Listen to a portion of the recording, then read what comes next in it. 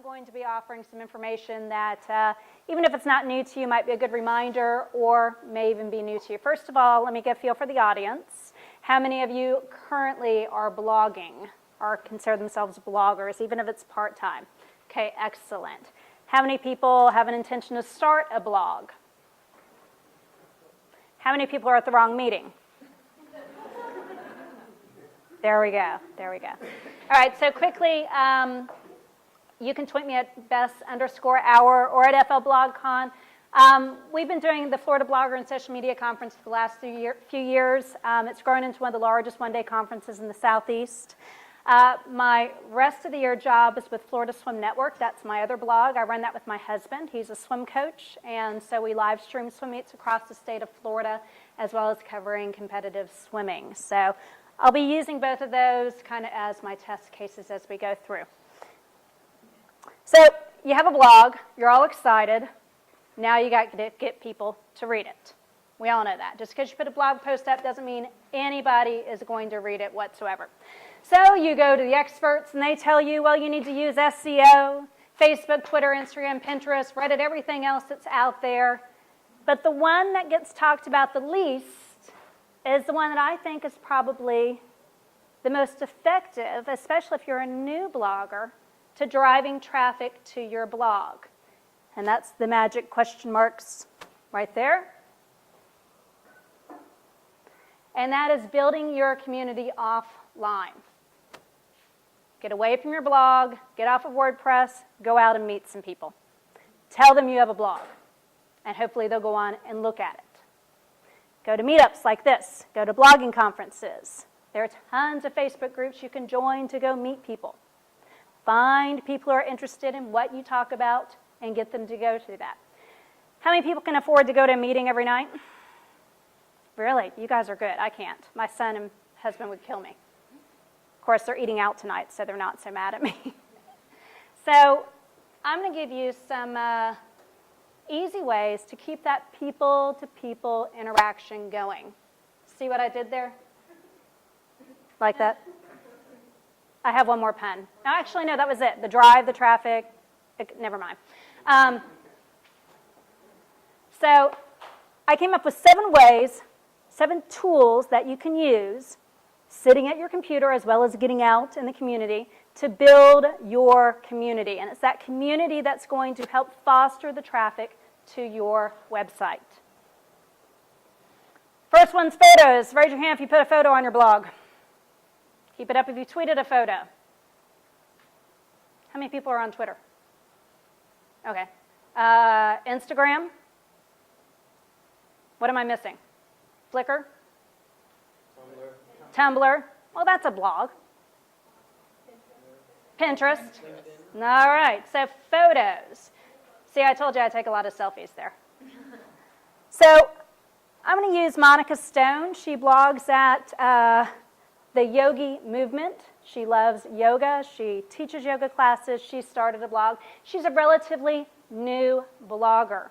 She loves taking photos. She wanted to figure out how to form a community, so she used her photos to do that. She traveled all over Orlando, as you can see, some of these landmarks. Baldwin Park, Beefy King. I have no idea where this one is. Anybody know that one? Lake Ivanhoe is on Ivanhoe Road there next to White Wolf. That's why I thought. So she takes pictures. I don't know how she manages it by herself. Some of these she does do by herself. And she tags it with yoga in the city, and she started posting these and tweeting them out, and other people started chiming in. She started forming her community. One, people that like Orlando or live in Orlando, they started recognizing landmarks. They were taking pictures of themselves doing yoga, tagging it, yoga in the city.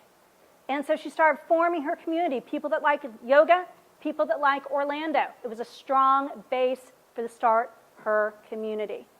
So don't underestimate the power of photos to build your community. You like my fancy? All right, number 2, video. How many people currently use video in connection with their blogging? David Highland, Diana, excellent, good. George, so, Pat. Also one of my personal ones. Okay. So video is actually something we at FLBlogCon gave a challenge to bloggers in 2014 to start incorporating video.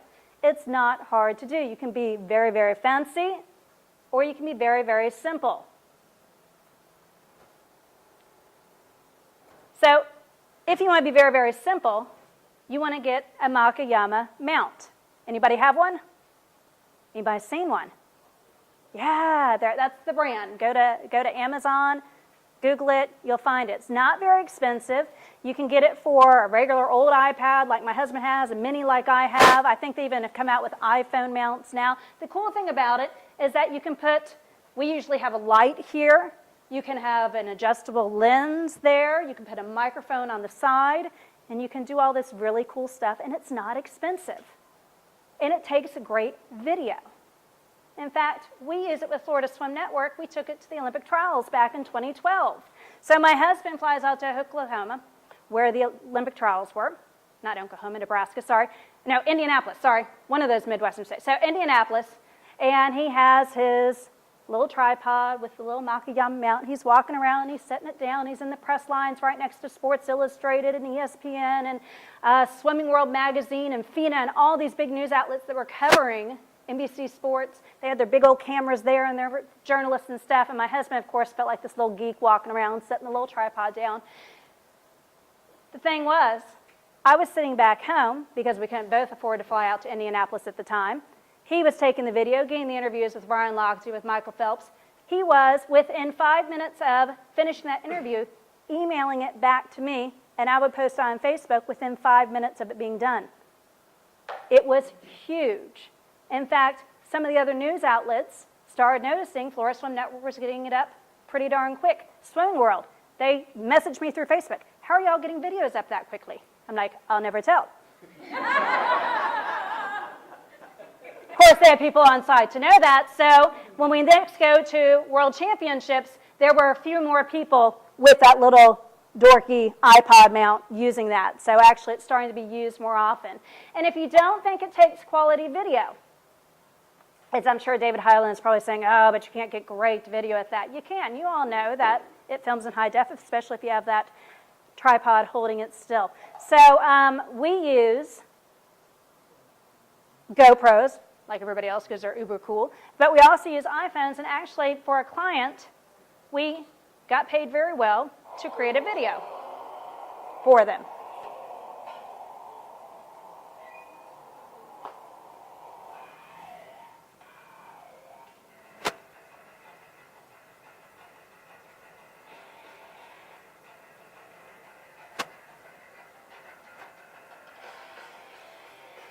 So once again, paid very well to create this for them, shot entirely on iPhone and GoPro, so the cost of our camera equipment was a couple $100, and used iMovie that comes like for $9 on your Mac. So you can do a very professional looking job with very little equipment.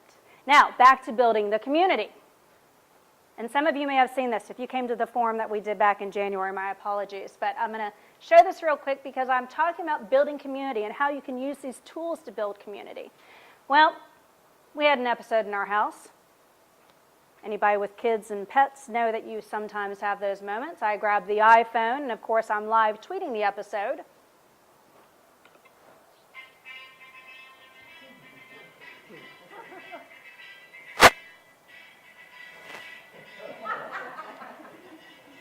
My husband, Swimmer Joe.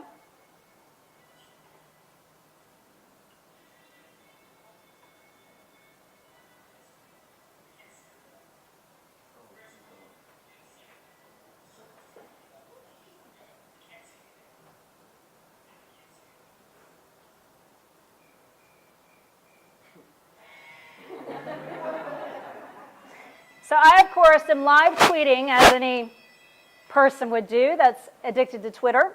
People are sending us all sorts of suggestions on how to get the possum out of the house. The sweep method was first suggested. My son, of course, said, I'm out of here. So I take over the filming with the iPhone.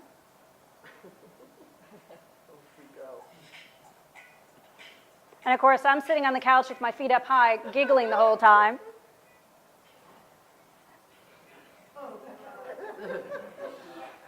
And by the way, I have a Yorkie and 2 big Weimaraners, and how they did not know this, plus 2 cats. I don't know how they didn't see it.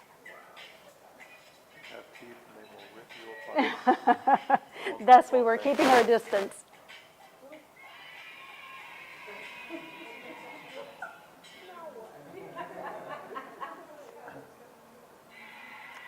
So the little kitchen, Julie Diley said, we had had pizza for dinner. She said, use the cardboard.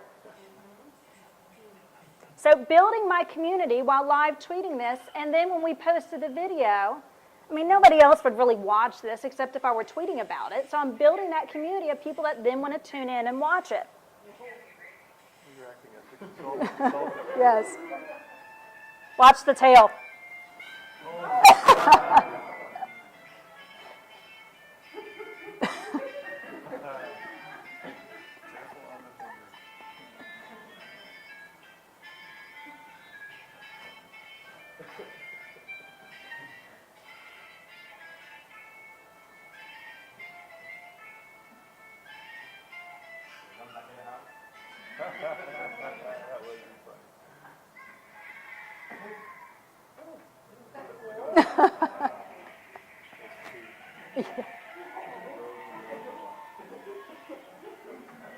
We even got a thank you, I think, from Peter or somebody like that for being, kind and generous and not like stabbing it or anything. So, I mean, there's no other reason for over 4,000 people to watch that except for the community and people talking about it. So build that community.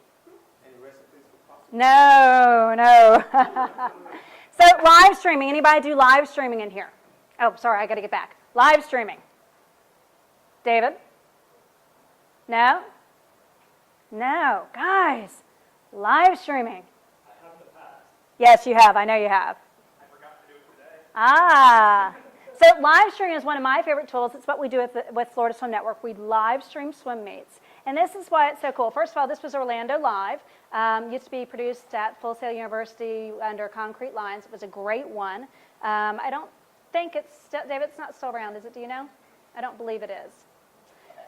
So this is an example of our live stream. We actually use livestream.com as our tool. And so while people are watching it, and get this, we live stream not only, Olympians like Ryan Lochte, but we live stream 10 and unders that maybe are at their big first swim meet.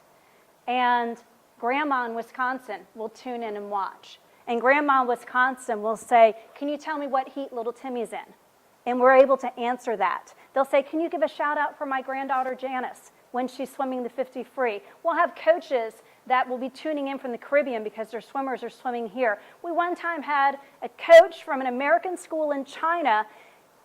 His swimmer was traveling back here to visit extended family, competed here. Coach stayed up every night to be able to watch his swimmer swim, talk with us the entire time. He's one of our biggest supporters. He tunes in now anytime that we're going because we actually have commentators that are reading out the shout-outs. We have somebody manning the chat room. So the chat makes it social, and the whole time it's building our community.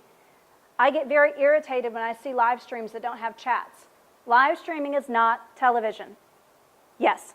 Do you have to get permission from the venue to broadcast live? Well, we are the only ones that do it in the state of Florida just because we're the only ones that have done it. Most of our swim teams do welcome us in. They want to have us there. And they will actually pay to have us come in, or if it's a meet that we're going to anyway because my son's swimming in it or my husband's coaching at it, we will bring it in. They love it. They love the coverage because it's promoting the swimmers. I mean, where else is a 10-year-old? Okay, so Florida Age Group Championships were just a few weeks ago in Gainesville. University of Florida loves us. We actually live stream for the University of Florida their swim meets. So we had the Age Group Championships. So we're talking 12 and unders swimming. We had Olympian Elizabeth Beisel as one of our commentators, and then also Gator football great James Bates, who actually commentates now for CBS Sports. His daughter swims. Where else are you going to find an Olympian and a professional commentator actually there calling the entire race? So it's a very, very cool interaction with our community. So by building that community, so here's two of our commentators. This is one of the University of Florida meets that we do, but we have a full setup. We don't use iPads for this. We actually have regular high-def cameras. We have a crew of 6 or 8 that will go in. We have a director that does that. But you don't have to be that fancy for live streaming, especially thanks to Google Hangouts. Anybody on Google+? Anybody know why they need to be on Google+? besides the SEO. That's all anybody knows. Well, actually, so I'm discovering there are some very good reasons to be on here. So meet Chef Dennis. Chef Dennis just actually moved to the state of Florida from Pennsylvania earlier this year. I was thrilled to meet him. He does 3 shows a week using his little laptop camera. He does Good Day Google Plus on Google Hangouts. He does a cooking show, thus the Chef Dennis name, on Google Hangouts. And then he has a 3rd show that he does each and every week. But he goes, I really like showcasing. So he showcased this band. He said, you know how to juggle? I'll put you on there. He loves showcasing things like that. He is building community every time he does that. In fact, his community is over 500,000 followers on Google+. Wow. Yeah, so don't underestimate Google+. Live streaming is easy. You got your laptop. Do it with your camera right there. Not hard to do, no fancy equipment. All you need is that laptop. So check into the Hangouts on Air. Community, 500,000 sounds pretty good to me. Podcasts. Anybody in here do a podcast? Nobody. Anybody ever heard of Walt Disney Radio? Lou Mangello.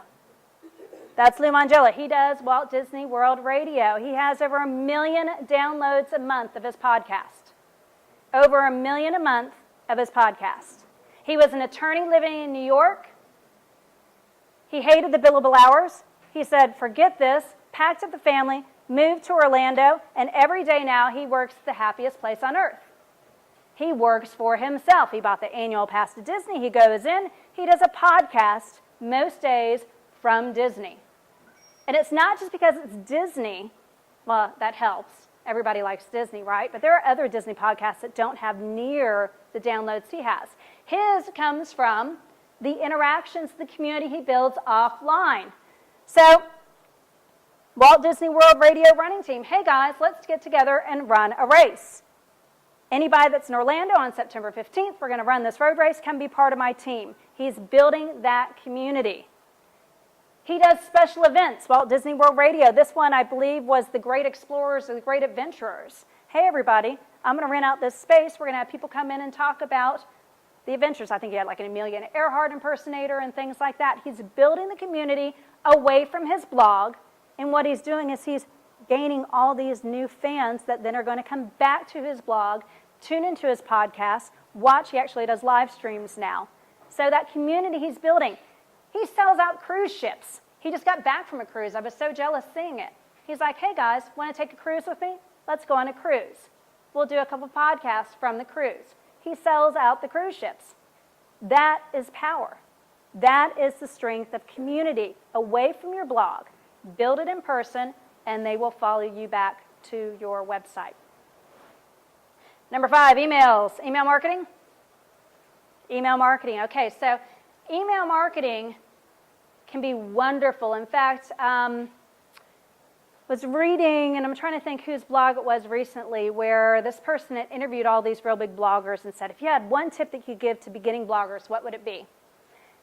And most of them said some form of start your email list right away. I wish somebody had told me to do email marketing sooner. Email marketing is not dead. In fact, with the decline of Facebook's reach, it's having a roaring comeback. So work on those lists. Have those signups coming. And then use them for good. We do one newsletter, just one a month, usually for FL BlogCon. We use it to promote the other bloggers in our community. We may mention that we have a conference coming up, but we promote the other bloggers in our community. We like being a source of information. We like making those connections in our community. The Bungalower. Anybody get the Bungalower in here? If you live or work in downtown Orlando, definitely check it out. I now work downtown Orlando, so I subscribe to it. I love it because it tells me the 10 things I need to know. Road closings, restaurants opening, things like that. It's a great source of information. I look forward to receiving it. How many emails do you look forward to receiving? Truthfully. Yeah, it's awful. So if you can be that source of information, then you're going to have people. So for our August newsletter, we actually featured the Bungalower, and we post on our Facebook page, hey, our newsletter just went out. Can you guess who this month's featured blogger is? And so we had Leah saying, all right, I read it, so I won't give it away, but I say that I love reading about our local bloggers. When's the last time anybody said they love reading your emails? Become that source of information for them, and they will love reading those emails. So the other important thing about developing that community through all these ways, the live streaming, the email marketing, is after you have that community developed, then you can ask them for something. So for Florida Swim Network, we're paying for a lot of our live streaming. You know, we drop a hard line anywhere we're going to live stream. Bright House just raised their prices to $750 to put a line in for the weekend at the Orlando Drive. Yeah, tell me about it. So we suddenly said, well, we've got to raise money to be able to afford this if the host team doesn't pay for us to come. So we told our fans, hey guys, it's costing us too much. Will you help us out? And we were able to raise the money and be able to do a Kickstarter-style campaign because our community, we had already spent time building over the last several years. That's what I mean. Build that community before you ask for anything from them. Number 6, magazines. Anybody do a magazine? Do you? What? Start one. Excellent, excellent. So a magazine sounds daunting, doesn't it? Publishing costs, printing costs, how can I ever afford that? Well, we have a magazine. Actually, we don't, but we do have a magazine. We take all our blog posts and we put them together in Pages. We use Pages, but you can use Word. We downloaded a magazine template and made it look all fancy. And we publish a magazine. We don't print a page of it. There's this wonderful service called MagCloud, magcloud.com, where you upload your PDF.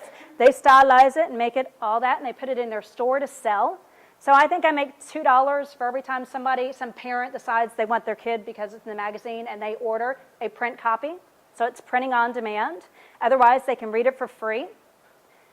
Why is that important? Well, repurposing your content is always important, but you're still building community. No other magazine is featuring all those swimmers from Florida except for us. That's our community. We're showcasing them. And I have some parents have discovered us not realizing we were a website. They thought we were just a magazine. And they were suddenly pleased to find out that they could find out information from us all the time. They didn't have to wait for next month's issue to come out. So those avenues where people find you, that community that you're building. Tweet-ups, meetups, whatever you want to call them. We're at one right now. Anybody tweeted yet? Yay, good. Not very many hands. Come on, guys. Is there a hashtag, David? WPORL. There you go, WPORL. So this was at Barney's Coffee Kitchen. I was the only non-food blogger there. Thus, I had no pressure. I didn't have to write anything. It was great. I just got to enjoy the food. So we do tweet-ups. We organize them with FL BlogCon quite a lot. Sometimes we have a great turnout. Sometimes we'll have as few as 10. But you know what? If we go to a restaurant, that's 10 times the exposure they would have had otherwise, and that's valuable. And the other thing that we've learned about our community is to never judge a member by their numbers or their lack thereof, because you never know their offline influence. So this is Jane of Jane Short and Sweet. She does shortbread. Anybody have it? Anybody know of it? It's this fabulous shortbread. She actually makes it and uses it to raise money for a nonprofit, Jane's Short and Sweet. And she has, at the time of this tweet up, we actually did this tweet up to benefit Jane Short and Sweet to donate and raise money. And Jane had very few followers on Twitter, very few fans on Facebook, so her online numbers were not very impressive. But boy, does she know every single person in the Central Florida community, it seems like. And she actually, because we interacted with her, added her to our family of community. She got me one of my sponsors for my conference. That was worth a couple $1,000s to me. That was a big deal. She recommends us, hey, you're a blogger, you need to go to this conference. So don't underestimate somebody's offline influence. Do not judge them by their online numbers or their lack of. Community. Value each and every member. So there you go, your 7 tools to help build that community offline. Once again, it was photos, video, live streaming, podcasts, email, tweet-ups or meetups, and magazines. Try the magazines, guys. That's the easiest one to do. I mean, it really is. You have to have the photos. So that's the hardest part, is making sure you have the photos to make it look like a magazine. But boy, just taking your blog post, repurposing it, it's great. You're selling to your own audience, and it works well. Oh, my little tagline. Offline interactions increase online support. And so that's it for me, David.